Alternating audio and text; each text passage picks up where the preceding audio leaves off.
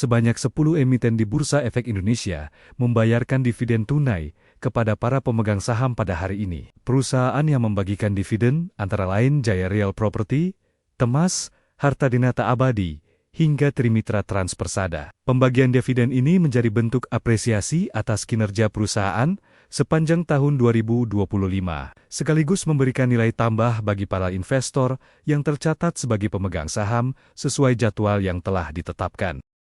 Harga emas dunia melonjak lebih dari 2% setelah data ketenagakerjaan Amerika Serikat tercatat lebih lemah dari perkiraan. Kondisi ini memunculkan harapan bahwa Bank Sentral Amerika Serikat akan lebih berhati-hati dalam menaikkan suku bunga. Pelemahan nilai dolar juga membuat harga emas semakin menarik bagi investor. Selain itu, pelaku pasar masih mencermati arah kebijakan The Fed dan perkembangan situasi global yang dinilai dapat memengaruhi pergerakan harga emas ke depan.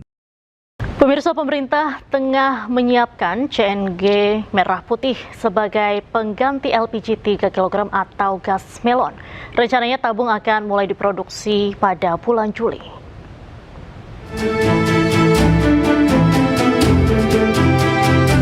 Tabung CNG atau Compressed Natural Gas bernama CNG merah putih tengah disiapkan sebagai pengganti LPG 3 kg atau gas melon.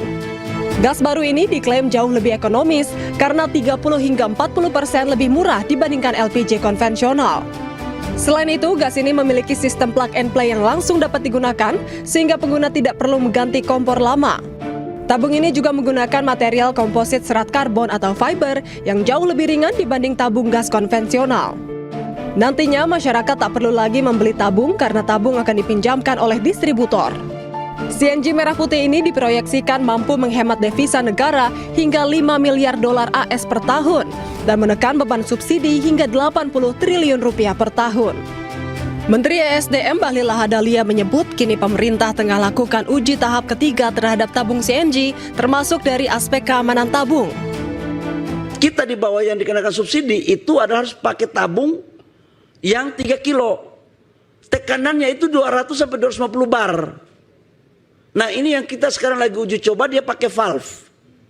Ini yang kita coba. Nanti kompornya tidak perlu diganti kompor langsung. Dan itu bisa menahan peledakan dan kebakaran sampai 1000 cc.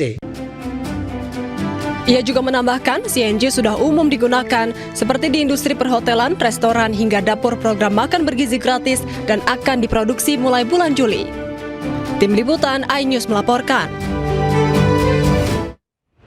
Menteri Keuangan Republik Indonesia Purbaya Yudi Sadewa menegaskan tengah mengkaji keluhan buruh terkait pengenaan pajak pencairan jaminan hari tua atau JHT. Menurutnya Kemenkyu masih pelajari dan pertimbangkan masukan yang disampaikan sebelum memutuskan apakah ketentuan tarif pajak perlu disesuaikan dan tetap berkeadilan. Kita lihat dulu keadaan, lagi diaseskan, katanya Pak Dirjen mau ketemu buruh juga, kita lihat ya hasilnya seperti apa. Berarti maksudnya ada di bahasan juga Pak dari Kemenkyu Pak? Akan dibahas. Selama itu jas itu adil, dalam hal ini jas kan adil. Sebab lagi kalau ngomong bahasa indeks ekonomi, dalam hal ini indeks ekonominya jas, kita akan ambil langkah yang diperlukan sesuai dengan asesmen nanti. Tapi kalau hanya kita belain yang ternyata yang itu pensiunnya gede-gede banget, 1 miliar, 2 miliar, nggak usah. Tapi saya akan lihat dulu ya. PT Pertamina Persero mengakui kapal tanker Pertamina Pride yang membawa minyak mentah untuk Indonesia masih tertahan di Selat Hormuz akibat kembali memanasnya kondisi di Selat Hormuz. Menurut VP Corporate Communication PT Pertamina Persero Muhammad Baron, pihak manajemen Pertamina masih memproses perizinan bagi kapal tanker Very Large Crude Carrier atau VLCC Pertamina Pride agar bisa melintasi Selat Hormuz. Hal tersebut dilakukan tentu dengan memperhatikan faktor keselamatan awak kapal, kargo, hingga kapalnya sendiri. Sementara itu, kapal tanker Gamsunoro milik PT Pertamina International Shipping sudah berhasil melewati Selat Hormuz pada 24 Juni lalu setelah sebelumnya sempat tertahan akibat konflik antara Iran dengan Amerika Serikat dan Israel. Tentunya untuk Pride sampai dengan saat ini kami sedang berproses untuk perizinannya.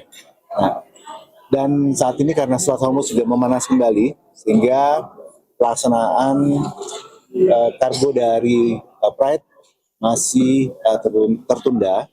Dan nanti apabila sudah melintas, benar itu adalah untuk di Cilacap, Pulau Cilacap. Mulai 1 Juli 2026, Pertamina resmi turunkan harga Pertamax Turbo di seluruh Indonesia. Penyesuaian harga berlaku sejak pukul 00.00 waktu Indonesia Barat dan dilakukan sebagai bagian dari evaluasi berkala. Kebijakan ini merupakan hasil evaluasi berkala yang mengacu pada perkembangan harga minyak dunia, kondisi fiskal nasional, serta pertimbangan daya beli masyarakat. Dari pantauan di SPBU Cikini, Jakarta Pusat, aktivitas pengisian BBM berjalan normal. Sejumlah pengendara memanfaatkan penurunan harga dengan mengisi BBM non-subsidi.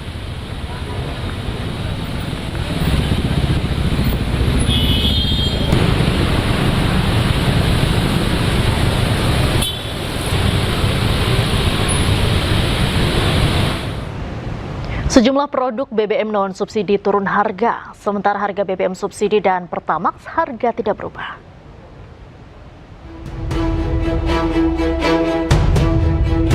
Tiga jenis BBM non-subsidi yang mengalami penurunan harga, diantaranya Pertamax Turbo turun dari Rp20.750 menjadi Rp19.300 per liter.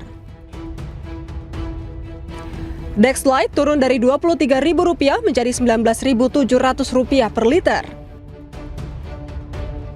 Pertamina Dex turun dari Rp24.800 menjadi Rp21.150 per liter.